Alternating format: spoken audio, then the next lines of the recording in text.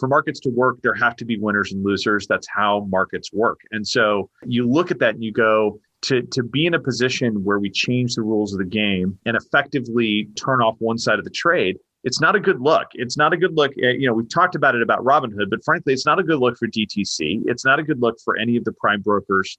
It's not a good look for any of the firms, the intermediaries, the market makers, the exchangers. It's not a good look for anybody because markets need to have consistent rules to operate well. And if the rules are changing in the middle of the game, that's a problem. Hey everyone, glad you could join me for this episode of the Wealth Tech Today podcast. You just heard the intro from our guest, Aaron Klein, talking about the fallout from the GameStop Robinhood controversy that has been rocking markets and roiling social media since last week. Now, this wasn't the original topic we were going to talk about, but current events overtook us and we felt that everyone would be much more interested to hear Aaron and I going back and forth on our opinions on this controversy. We can always circle back to some other wealth management trends that we had on our list later. But before we begin, let me give a quick plug to our new partners, Extiva Financial Systems. We're launching a suite of consulting services with them to help financial services firms who are looking to upgrade their advisor comp and performance management systems, but need to get their data architecture in order first. Please go to our website, EzraGroupLLC.com, and click on the link at the top of the homepage to read the press release, or click on the Enterprise Wealth page for more information about our performance management system consulting services.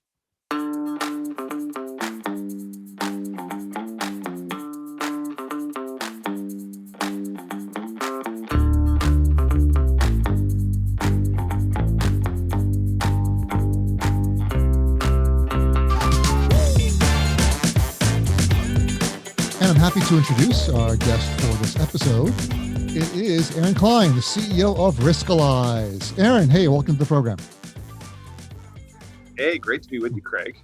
Glad you can make it. So glad we could find some time in your schedule and get things going for this in this turbulent times. I know everyone's busy, so thanks for making the time for us.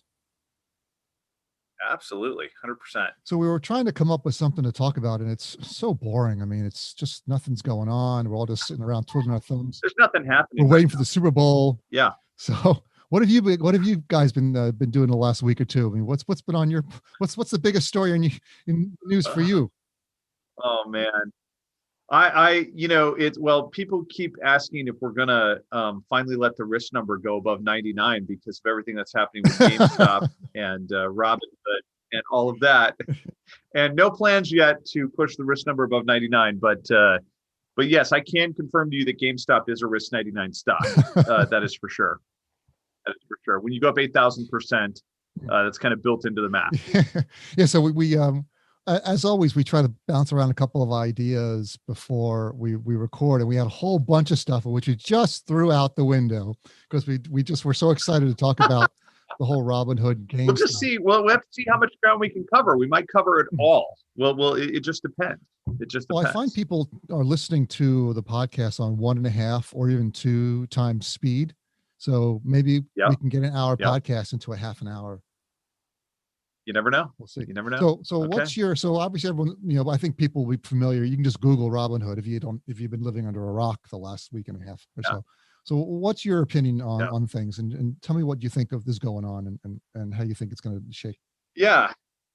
The whole thing, first of all, is interesting. And I feel like it's very on brand for like 2020, 2021, right? Like we have the presidential election is over. We've now translated our political positions into like our positions on stocks and which stocks are going to go up and which people are bad and which people are good. And there is some level to which I've never been a fan of. I understand why short selling exists in the market. I'm not saying it doesn't have an important part to play in the market, but you see a lot of the behavior with some of these hedge fund players who take a short position and then effectively are working to drive a company's stock down, and they're taking action to try to drive a company's stock down, and it's not a great look. And this band, we've never seen anything like this before.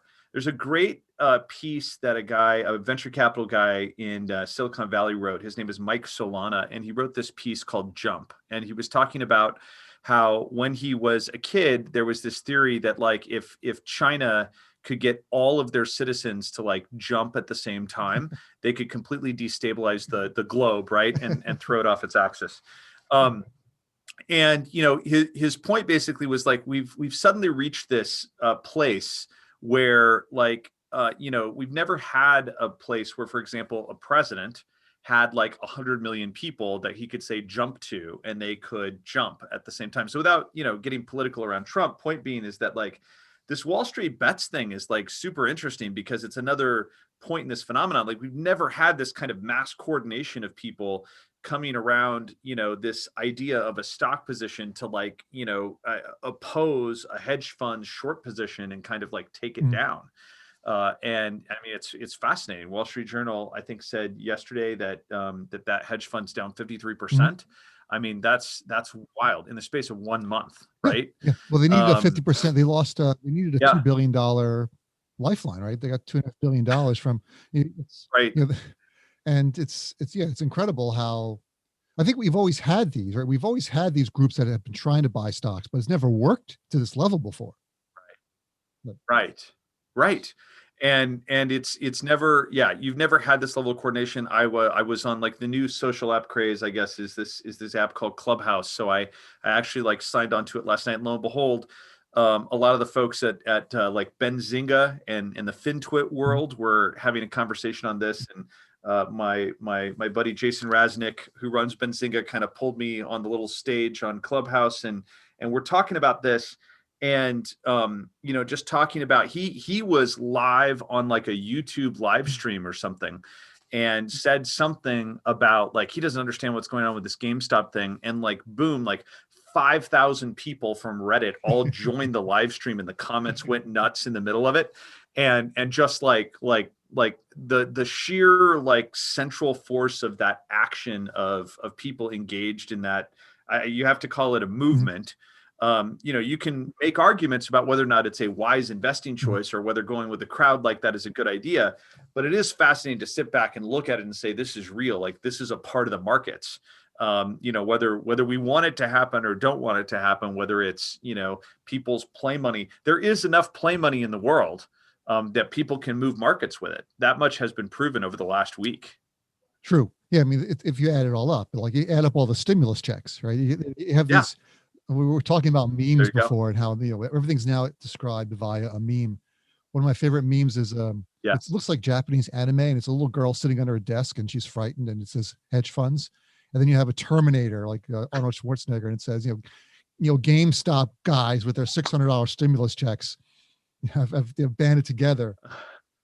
It's somewhat true. I mean, they're banding together, and and then you see the actions that Robinhood took last week, and that was fascinating. I think a lot of people in the wealth management business have been looking at Robinhood and looking at some of these other fintech startups, and just kind of asking themselves, like, where does this go, and how do these companies operate? And Robinhood, you have to give them credit. Like, you could argue that they are the ones that drove Schwab to take out trading commissions, which then had the massive ripple effect and probably led to the TD acquisition at the level it was at, and all those different kinds of things, right? So Robinhood has had a not inconsequential impact on the market, as it is.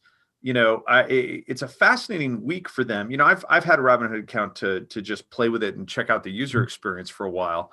And, the level of passion and trust that a lot of people had for that company, I think, has evaporated during this last week. I think it's a huge problem for them. And I don't think it's something that they can just flip a switch and kind of come back from. To shut down when especially when you have these two forces colliding of like this movement saying hold the line, buy the stock, and then literally their favorite broker shutting down only the buy side of the trade.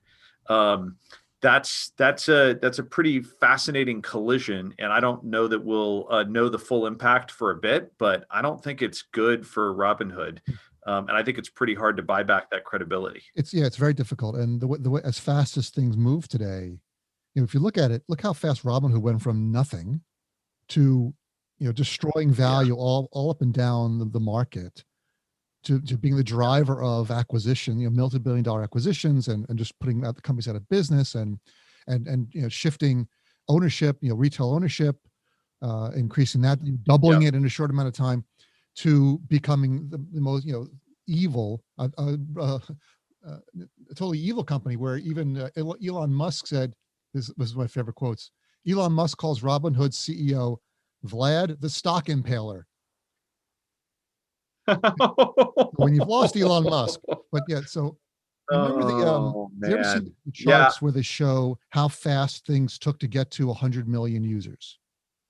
And they show like the telephone took 80 years, and then television took 30 years, and then radio took, and then it's, Facebook took this, now Robinhood's like this. It's like, you can't squeeze it any tighter. Pretty soon it'll be like, I have an app, I got 100 million users. Now it's Friday and I'm out of business.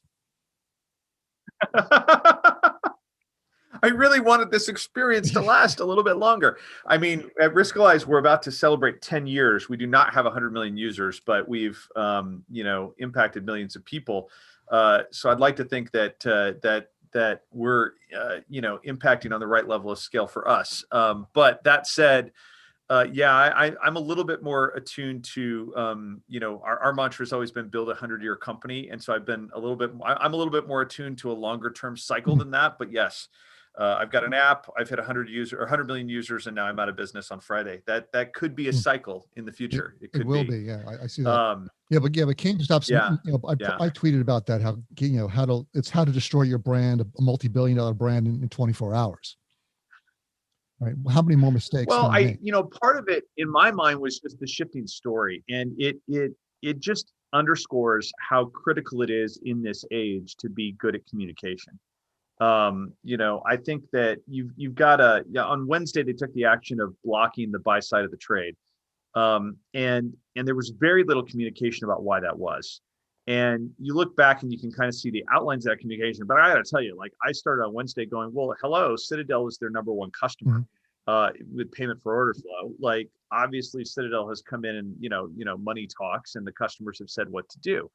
By Thursday, the news that the Wall Street Journal reported that, they had to raise $1 billion just to keep the doors open on Wednesday. And, the Wall Street Journal is reporting this morning that they just did another 2.4 billion, again, just to keep the doors open. With the idea being here that this is literally like the collateral that they have to post because of T+2 settlement dates. For this stock that is ranging between $4 and $400 a share. Like, it's kind of crazy. And I think the number I saw was that the multiplication factor went from something like 3 or 4% to 86% in the mathematical calculation of how much capital they were going to have to post just to for the 2-day settlement window.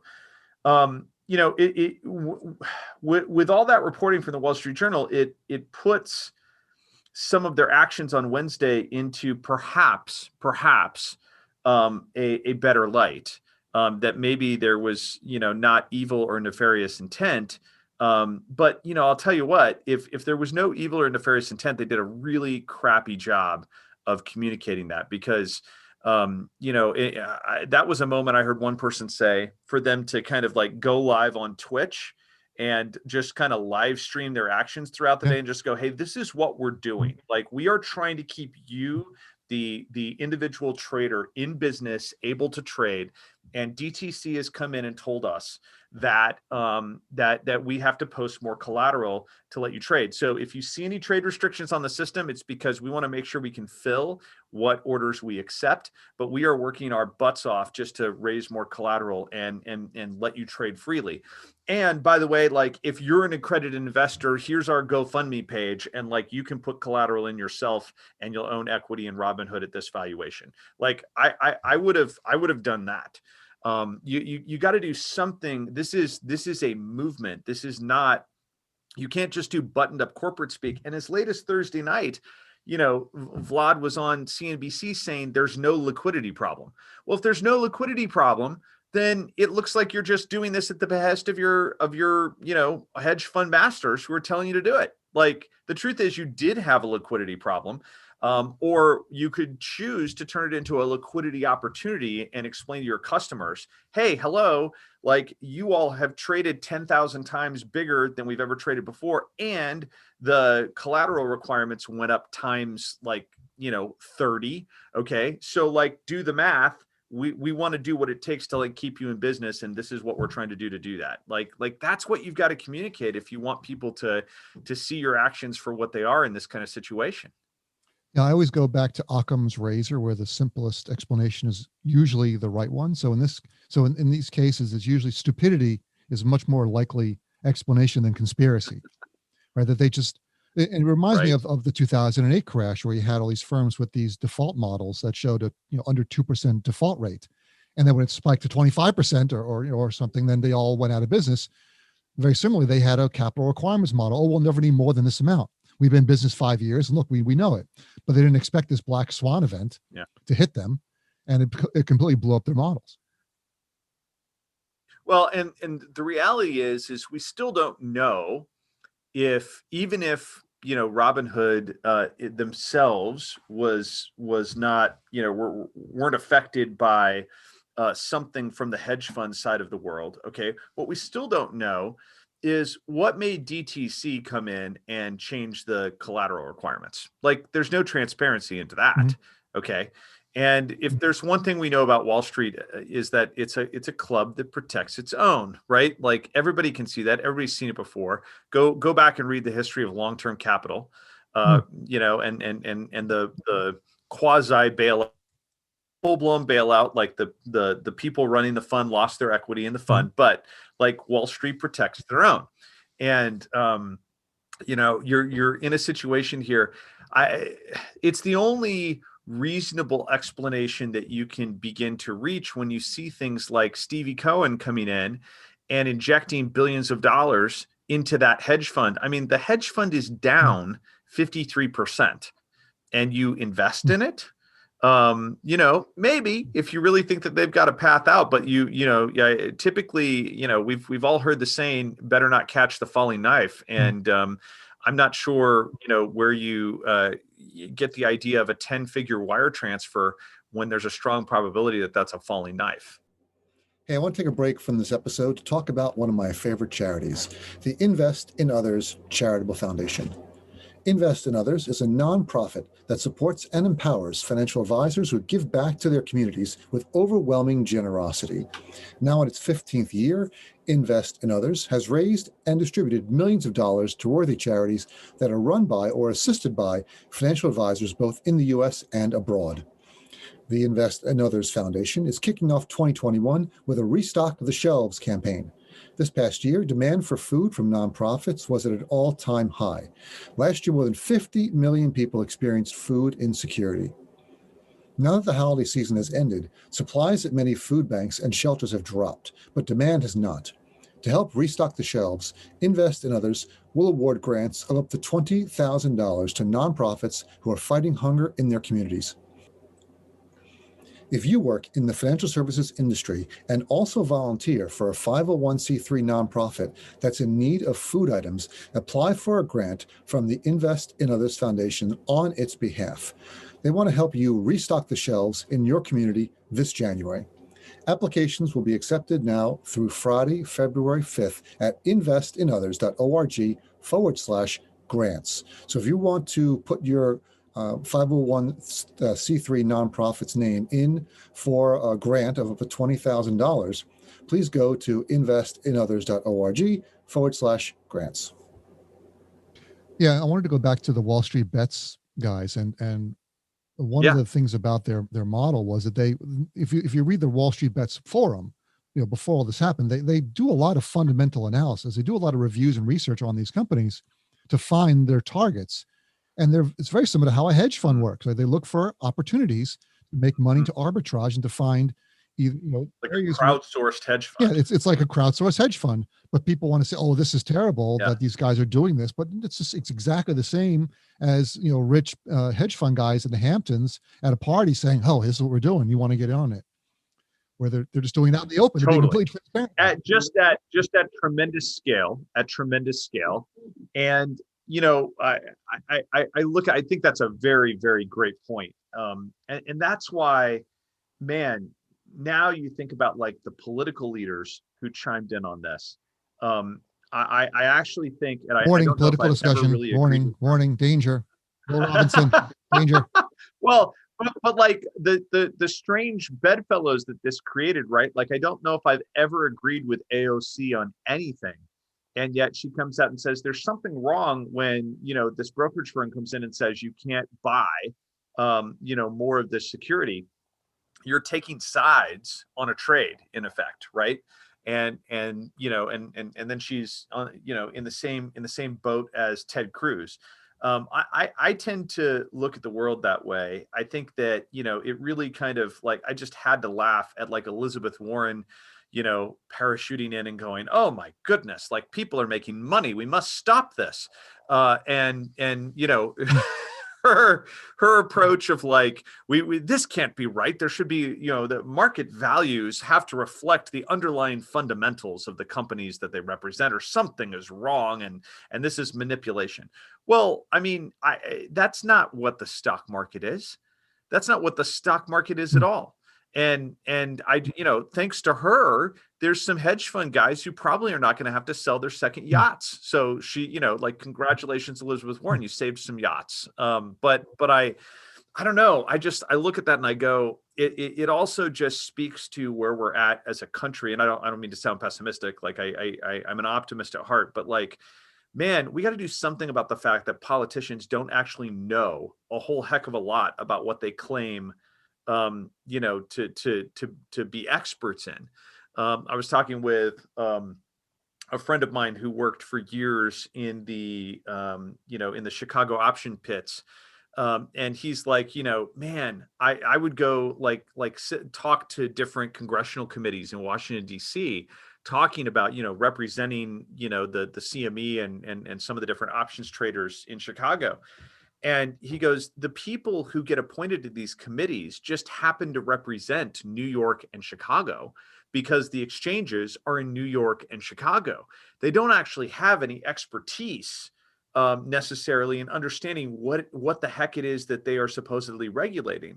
And it's a fascinating problem. It's one that I think our country has worked through for a while, but it's not quite solved yet. But it sure needs to be. Yeah, you brought up another thing that bothered me for a long time was with the CFTC, and these were guys who were regulating agricultural products, and someone had the idea, let's give them commodity derivatives because commodities are agricultural products. Let's just put them together. And you're thinking, well, what do they have to do with each other? Why would you give these people this gigantic market? Now they've got incredible control. And as you said, they don't really understand what they are regulating. Right. And if you remember the Facebook hearings, there's a slight difference between hog futures and actually taking delivery of a lot of hogs. Right. But there you go. is not an easy process, but it's very different from trading hog futures or trading cattle futures, if you know what I mean. That's absolutely right. But some of the victims here, in this GameStop, just don't look good. Like Gabe Plotkin, who's the manager of Melvin, who co-founded Melvin Capital and suffered that 53% loss, which was $4.5 billion in value, was in the middle of upgrading his $44 million Miami Beach house, and might have to stop that expansion. So these people just don't look. I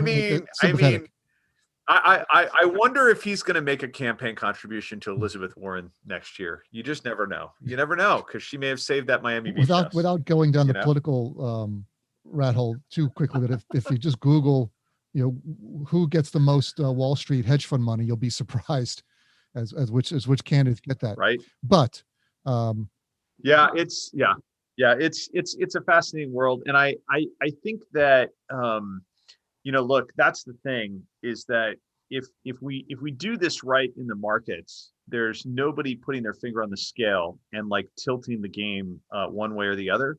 And the Wall Street Bets guys have just as much right to be in the markets as Melvin Capital does. And Melvin Capital has just as much right to be in the markets as Wall Street Bets does. And, for markets to work, there have to be winners and losers. That's how markets work. And so, you look at that and you go, to be in a position where we change the rules of the game, and effectively, turn off one side of the trade. It's not a good look. It's not a good look. We've talked about it about Robinhood, but frankly, it's not a good look for DTC. It's not a good look for any of the prime brokers. It's not a good look for any of the firms, the intermediaries, the market makers, the exchanges. It's not a good look for anybody because, markets need to have consistent rules to operate well.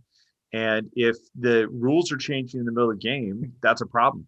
Somebody posted a Twitter thread, by the way, on one of the fantastic short squeezes in history, which was, same, very similar kind of circumstances, was, defeated by a rules change, right? And it was apparently it's in a book. I'll have to see if I can track down the book, but it's like a book with like 10 great stories about the market. But one of them is about the short squeeze with Piggly Wiggly, right? So Piggly Wiggly was one of the first a classic supermarket American models.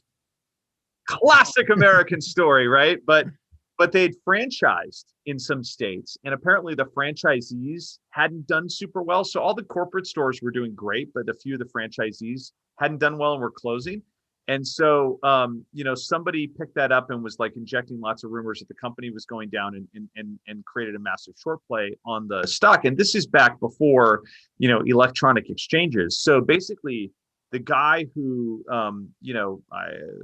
who'd started and who ran the Piggly Wiggly, got very pissed off about this, took out a $10 million loan, okay, and went and effectively, went to New York and effectively cornered the market on Piggly Wiggly stock, right? On all the stock certificates that one could find in the New York City region, and effectively cornered the market and drove the stock up by like 3 times its value, okay? And did it all on this $10 million loan. So he's Right. deep in But debt. remember, right? this is in the 1920s. So $10 million is like $100 million. Right. $200 million. Right. Exactly. It's a lot of money. It's a fortune. And so he accomplishes that, and effectively they changed the rules at the last minute and gave the short sellers like 2 extensions of time to satisfy their, effectively their naked short positions. And and ultimately they were able to round up enough shares out in the hinterland to make good on their short positions. Price of stock collapsed, and he's holding the bag with a $10 million loan. So filed bankruptcy at some point in the future there. But it's, it's just not how markets should work, that the rules can be changed in the middle of the game. Changing the rules. Yeah. The rules, regulation protects the incumbents in general. That is most often the case. And, I think none of us think that, completely unregulated markets would work. I mean, you have to have basic protections against fraud. You have to have basic protections against bad dealing in a lot of different ways. But at the end of the day, most regulation tends to end up protecting either the incumbent or whatever the largest players are. And a lot of the time that's the same player, right? But the largest players are the ones who have the greatest opportunity to to deal with regulation. I mean, gosh, again, we do not want to go down political rat holes, but like, think about this. Like, Facebook keeps saying that they are totally open to regulation from governments about free speech, right? About regulating speech online. Sure. I understand why they are, because that would be a massive moat. If you as a social network cannot, for example, get hosting services or internet backbone services, if you do not provide that kind of, moderation of content, okay? And there's evidence that is true that without government regulation, kind of the other players in the marketplace are using their monopolies and duopolies to effectively create that kind of regulation, okay? But Facebook becomes the only company that can afford to comply, and so it becomes a self-creating monopoly or duopoly situation, and that's really not a great place for competition. It's really not a great place for innovation. And I think I always find it interesting. Go back and read, and I don't say this. I think he's one of the more brilliant thinkers of our time. But like Peter Thiel wrote the book 0 to 1 and talks about the fact that like competition is not a good thing for businesses. Okay. Sure. And you sit back and you go, what? I came from the school going, competition is a great thing for business. He's like, no, competition is a great thing for consumers. It's a great thing for markets. It's not a great thing for individual businesses. They would prefer to have a monopoly. Like at the end of the day, you can succeed as a business in a competitive market. And I've never been in anything but a competitive market. Okay. But like what businesses really prefer are monopolistic markets because they have massive pricing power and they can control the marketplace. So yeah, a Facebook is definitely sitting there as the massive incumbent who also happens to be the largest player, sitting there going, yeah, I'll take regulation all the day long because it creates a monopoly and it keeps all my competitors out of the market. Exactly. Yeah, I wanted to shift gears a little bit, still on the same topic, but I listened to a great podcast. It's called The Breakdown. It's with a guy named Nathaniel Whitmore. Encourage everybody, if you're interested in it's more of a cryptocurrency podcast, but he does talk about a lot of macroeconomic events, and he spends a lot of time talking about like the head of the CFTC, the head of the OCC, and who's going to be the new SEC chairman. But it's a lot of it's crypto related, and he has some great takes on this GameStop, the GameStop situation, because it bled over into crypto when a huge number of Robinhood customers jumped to Coinbase, which is a cryptocurrency app. Oh, interesting. So it was a huge influx of new Coinbase accounts after Robinhood did their little move. So what he talked about was how important this event is, and he put a tweet out on January 27th. Again, Nathaniel Whitmore, NLW, really smart guy. There are exactly two types of people on Twitter right now: those that are absolutely convinced that this is an insanely significant cultural turning point moment, and people who don't understand yet that this is an insanely significant cultural turning point moment. That's a great statement. Although I really thought it was going to end and hedge fund guys. But you can replace that. Feel free to replace that. Yeah. But it's a great point. And like I said, very on brand for 2020/2021. And one of those things that the world is changing and shifting underneath our feet in regards to stuff that used to be the province of I guess you would call it experts, right? And man, that has profound implications. You can apply that to the consternation that we have as a society over COVID right now, and where that all goes. And yeah, I don't think I want to touch that one with a 10-foot pole. But like that the old order of everything being centralized and top down is kind of crumbling, and you see it crumbling everywhere across the world. And you see it crumbling in financial markets. And, I think that, hedge funds managing billions of dollars are the epitome of that when you put them up against what effectively is a crowdsourced hedge fund, as you said earlier, of the Wall Street Bets guys, also running insanely large sums of money. Or at the very least, turning large sums of money into insanely large sums of money very, very quickly. Yeah, for any Harry Potter fans out there, there's a great a meme where, if you remember when Snape says to Harry Potter, "You dare use my own spells against me?" That was a meme I saw about this. Right? They're using what Wall Street does. No, that's exactly right. They're taking Wall Street's tools and using that's them exactly them. Right. Hey, let's. That's exactly right. And it feels like the reaction was basically like, you can't do that. That's our playbook. You can't do that. Yeah. And that's where I thought I would encourage everybody to like look up Mike Solana and his column called Jump, because there's a fascinating idea that like the world genuinely has changed when people can coordinate in a way that they just never were able to do before, whether that's a leader like the point he made is, actually China is now able to do that. That actually wasn't possible when we were thinking about China, doing that 30 or 40 years ago. Like today, it technically could be possible because we're all carrying around, these pieces of glass in our pocket that can really, all receive a communication all at the same time, and you can actually create collective action.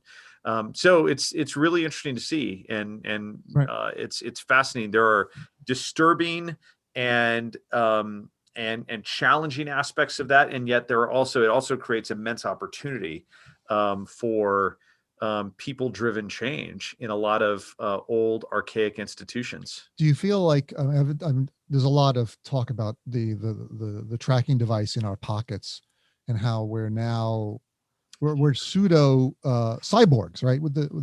We're cybernetic organisms. It's not implanted in our brain, but it almost is. In fact, that we just stare at it and we live with it and we can't be without it all the time. So it's almost as though all humanity, or at least all connected humanity, has become one organism, right? We're all connected and we're all taking actions that we don't realize is being controlled by a central authority. And it's these algorithms controlled by the big tech firms that are telling us what to do. Yeah, I mean, I'm a little bit more. I think it's a profound thought, and Thank you. candidly, like one of the reasons that I'm, more of an Apple person than anything else is that I actually believe in the company's commitment to privacy. And I was for the longest time not willing to have certain types of devices, like for example the voice control, like the Alexa kind of devices, In the club. in my The house, same way. because I didn't trust the privacy aspect of them. I'm a little bit more comfortable with Apple's approach to that. I feel like they bake privacy in at the core, and that matters to me. Um, but I think, I guess I would say this. Here's where my optimistic side kicks back in. What I see, particularly over the course of this last year, first of all, I've said it a couple of times now. I think that COVID has turned everybody into either libertarians or authoritarians. Like you're either one or the other. And I think that everybody looks at this in different ways. And look, some of the closest people whose relationships and advice and perspective I value the most have ended up on the other side of this from me in some cases, right? And you just have to. It's a great reminder that that being open to other people's perspectives and thoughts and ideas is a critically important skill in the 21st century. Without a doubt, and it's one that is lacking in a lot of places. So it's one that that I try to teach my kids, and I try to model for them as well.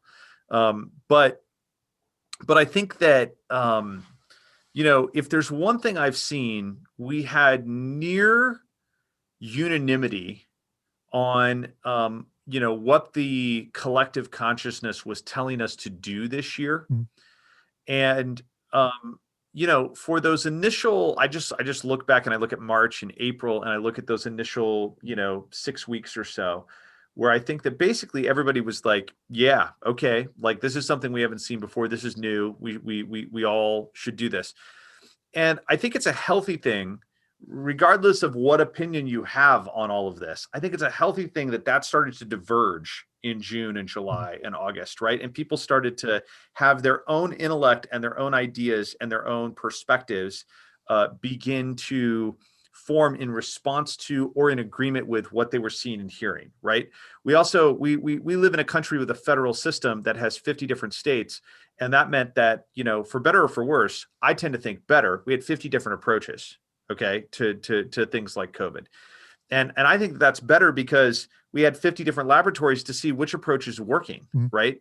And again, I don't want to go down to a political rat hole and start talking about which governor is smarter and deaths per 100,000 and all those kinds of things. Like, you can go look at the data, you can come to your own conclusion. The point is that diversity of thought, that diversity of approach, that diversity of perspective is something that makes us stronger as a country and makes us better as people. So I'd like to think that even as the technology continues to become more embedded in our everyday lives, that our ability to think and reason keeps pace with that and allows us to form opposing thoughts at times. But where it seems to be leading, and I don't know that this is completely healthy, but where it seems to be leading is to a world where we just kind of like block the other side on Twitter, right? And, Mike Solana, the venture capitalist guy, also talks about that. He goes, I feel like at this point, like that's the outcome of all of this, is that we just block the other side on Twitter. And pretty soon, like my Twitter feed is basically just me talking to myself, because that's the only person I fully agree with.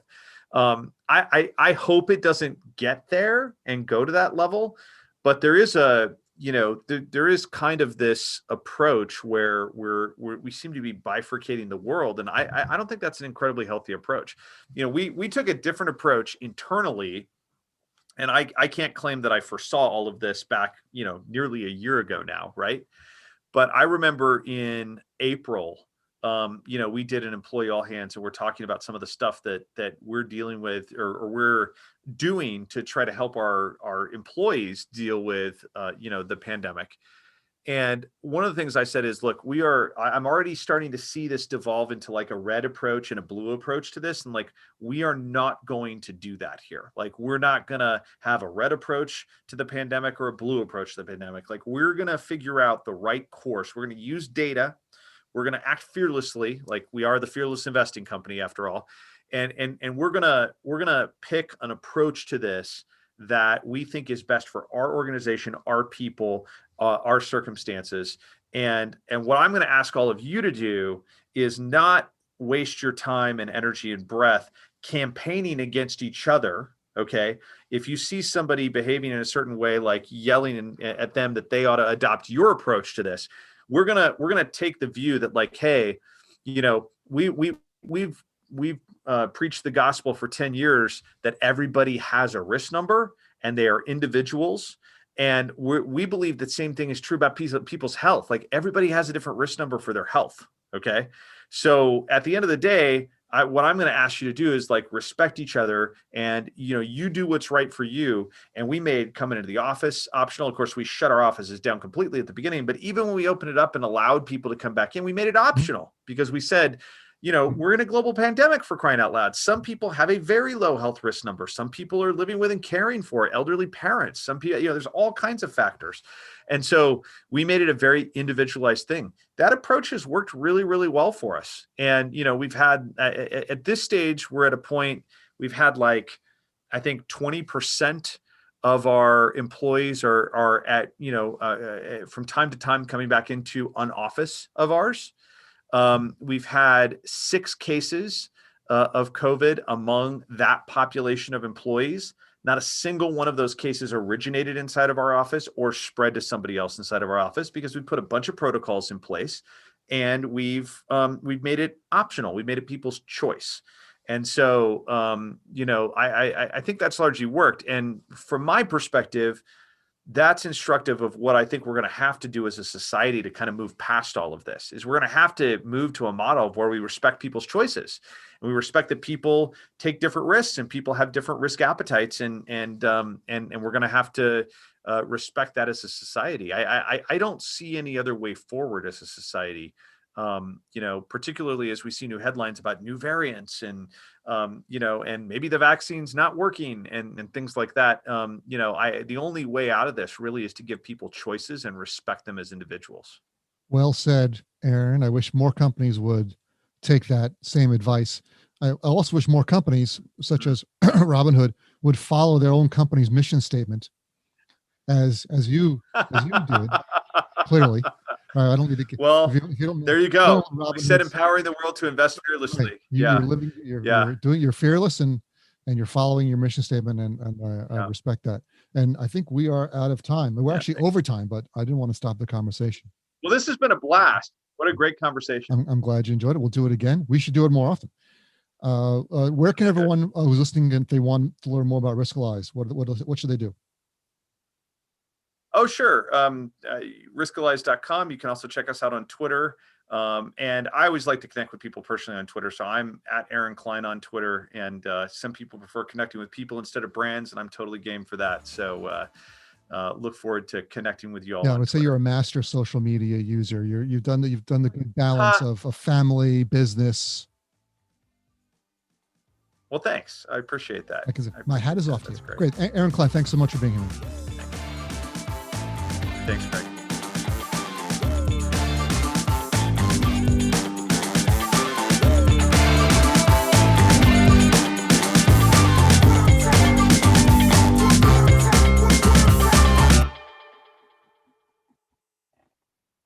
Hey, it's Craig again. That was an awesome episode. I really enjoyed a conversation with Aaron, as I do whenever he is on the podcast. A couple takeaways.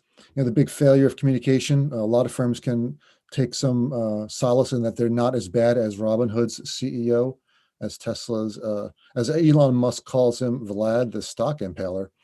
But a lot of firms do have, issues. They may have controversies that come up, and learning how to deal with them, learning how to communicate, and being open and as transparent as possible, as Aaron mentioned, is always best.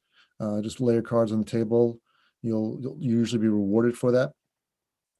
Some of the issues around why Robinhood had to stop trading around the DTC collateral requirements, and that reminded us of long-term capital and how they had to do some capital requirements that caused them to go out of business. So fortunately, Robinhood didn't have to go out of business. They had access to a lot more capital from their investors.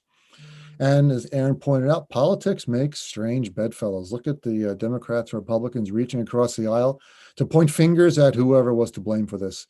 And I'm sure we'll see more of it coming down the pike. And Aaron's quote from Peter Thiel, the famous investor and business builder: competition is not a good thing for businesses. It's good for us, but not for businesses. One other thing I recommend, the podcast by NLW called The Breakdown. Nathaniel Whitmore, if you're into cryptocurrency, Bitcoin, and want to learn more, with a macroeconomic bent to his commentary, that's a great one to listen to. We'll put the link in the comments.